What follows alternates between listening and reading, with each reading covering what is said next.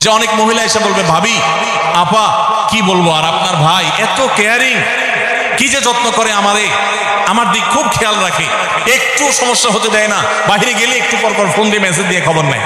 বুঝবেন যে সাক্ষাৎ শয়তান হাজির হয়ে গেছে। এই লোক হয়তো সৎ উদ্দেশ্যে বলছে, কিন্তু শয়তান তাকে দিয়ে বলাচ্ছে আপনাকে অশান্তিতে ফেলার জন্য। মনে রাখবেন, যারা নিজেদের তারিফ করে তারা হয়তো পজিটিভ মানুষ দেখে তারিফ করে, তাদের সংসারে এমন এমন অশান্তি হয় যেগুলো হয়তো আপনাদের হয় না। শুধুমাত্র শয়তান ওইগুলো আপনার সামনে হাজির করছে। খবরদার, ওইগুলো দেখে খুব সহজে একে অন্যের প্রতি জাজমেন্ট করতে যাবেন না। তাহলে দাম্পত্য জীবনে সুখ শান্তির জন্য অন্যের সুখের মিথ্যা গল্প শুনতে যাবেন না। যদি সত্য গল্পও হয় তবুও মনে রাখবেন যে হয়তো সে একটা দিক তুলে ধরছে, তাদের আরো চ্যাপ্টার আছে সেটা তারা তুলে ধরছে না। তাদের চেয়ে আমরা আলহামদুলিল্লাহ কম সুখে নেই। নিজেদের পজিটিভ গুলো দেখার চেষ্টা করবেন। 8 নম্বর, ক্ষমা করতে শেখা। দেখুন, ক্ষমা করতে না পারলে দাম্পত্য জীবনে কেন, কোন জীবনে আপনি কখনো সুখী হতে পারবেন না। সবকিছুকে অনেক বড় করে দেখবেন না, অনেক কিছুকে ক্লোজ করবেন, ছোট করবেন। এবং মনে রাখবেন, আল্লাহ তাআলা ক্ষমাশীলকে ভালোবাসেন। কোরআনে আল্লাহ তাআলা একাধিক জায়গা বলেছেন, যারা ক্ষমা করে আল্লাহ তাদেরকে ভালোবাসেন।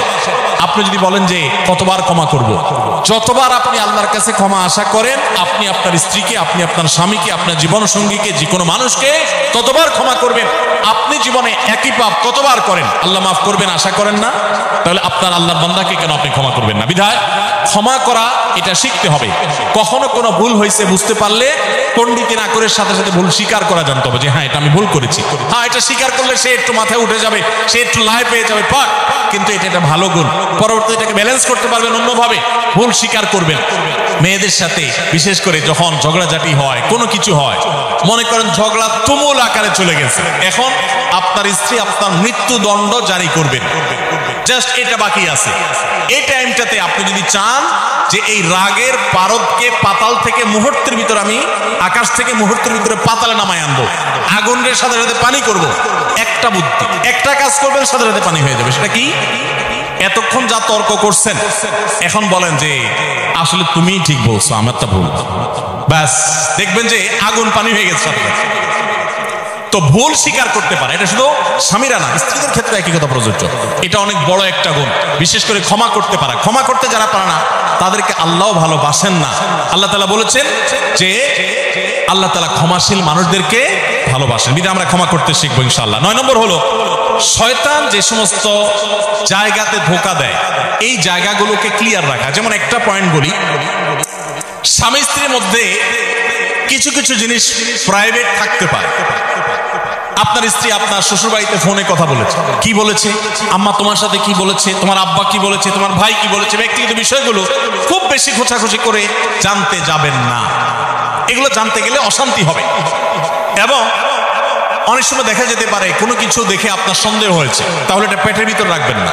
আবার খারাপভাবে উপস্থাপন না করে সুন্দরভাবে উপস্থাপন করেন যে আমার কাছে এরকম মনে হয়েছে, তাতে সাময়িক ঝগড়া হোক, কিন্তু আপনি ক্লিয়ার হয়ে যাবেন এবং নিজেদের মধ্যে কোনো ঝামেলা থাকবে না। শয়তান বিশেষ করে ওয়াসওয়াসা, কুমন্ত্রণা, সন্দেহের রোগ দিয়া দাম্পত্য জীবনে সবচেয়ে বেশি অশান্তি তৈরি করে। এই জন্য সন্দেহকে কোনো স্থান দিবেন না।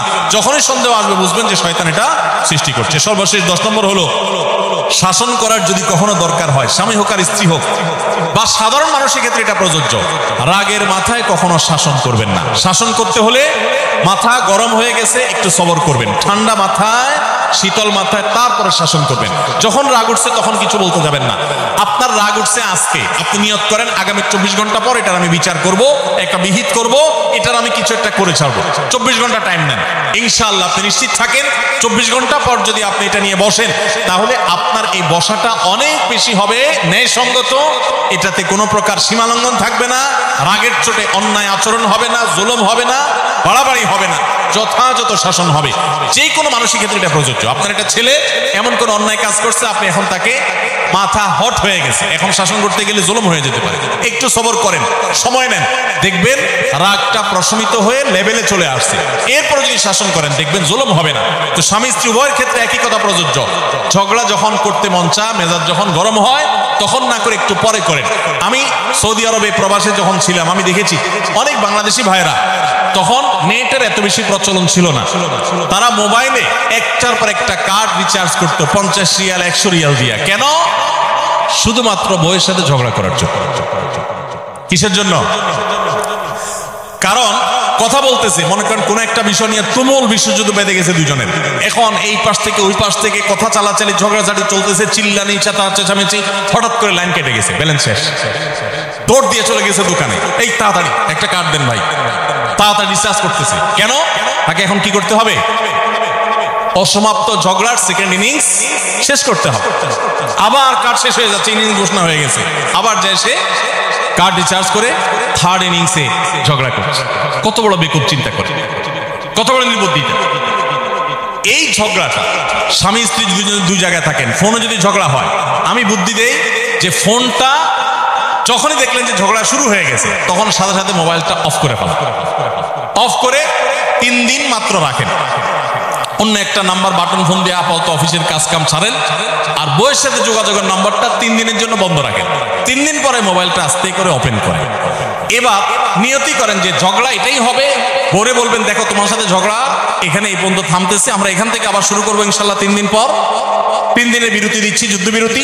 3 দিন পরে যদি শুরু করেন, আমি তো দায়িত্ব নিয়ে বলতে পারি, লিখিত দিতে পারি আপনাকে, 3 দিনের পর যখন আবার নতুন করে শুরু করবেন, ইনশাআল্লাহ দেখবেন আগের ঝগড়ার যে দুইজনের একজনেরও আর কিছুই নেই। এখন বউরে যদি বলেন 3 দিন পরে ফোন দিয়া বলেন, হ্যাঁ বলো তুমি জানি কি বলতেছিলা, দেখবেন যে আর কথা খুঁজে পায় না। আর আপনিও যদি বলেন যে হ্যাঁ আমি জানি কি বলতেছিলাম, দেখবেন এখন ঝগড়া করে জুত পাবেন না, গিয়ার একেবারে নরমালে চলে আসছে।